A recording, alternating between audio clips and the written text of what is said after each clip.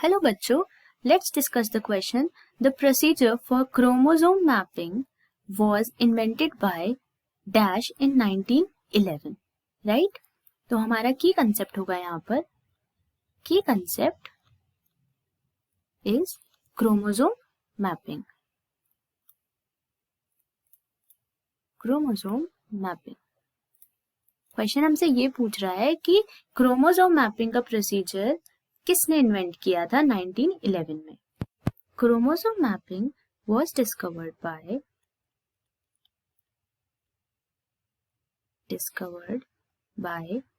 किसने डिस्कवर्ड किया था? अल्फ्रेड एच स्टर्टवेंट ने.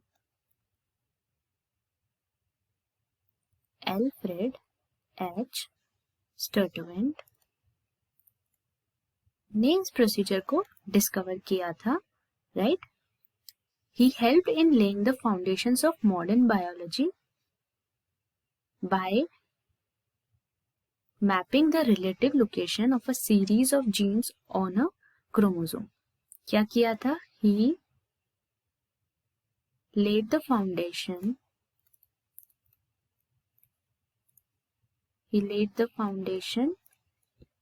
of modern biology. कैसे करी थी इन्होंने ये?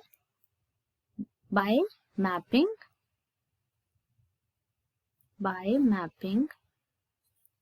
the relative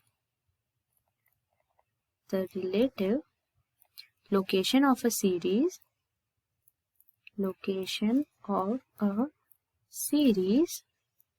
of genes on a chromosome.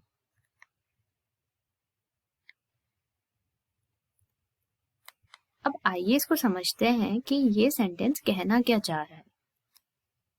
Chromosome mapping में क्या होता है कि हमारे क्रोमोसोम्स के अंदर हर क्रोमोसोम में एक पैटर्न होता है. एक पैटर्न क्रोमोसोम में क्या होता है? एक पैटर्न, डिस्टिंक्ट पैटर्न कह सकते हैं. एक क्लियर पैटर्न होता है. राइट? अब हम उस पैटर्न के अंदर होते हैं bands present.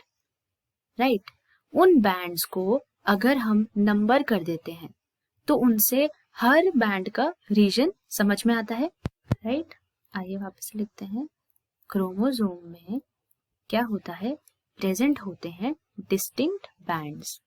Right? Distinct bands कुछ ऐसे दिखते हैं.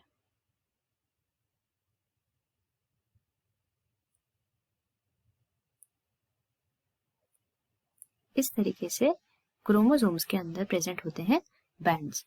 राइट? कुछ बैंड्स, सब बैंड्स अलग अलग दिखते हैं. कुछ थोड़े छोटे, कुछ बहुत बड़े. राइट? इन बैंड्स को मतलब हम हमारी लेमैन टर्म में समझ सकते हैं कि छोटे और बड़े होते हैं. राइट? अब इन बैंड्स का क्या करते हैं?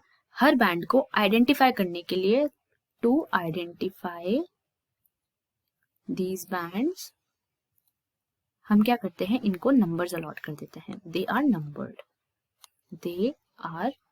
नंबर्ड. राइट?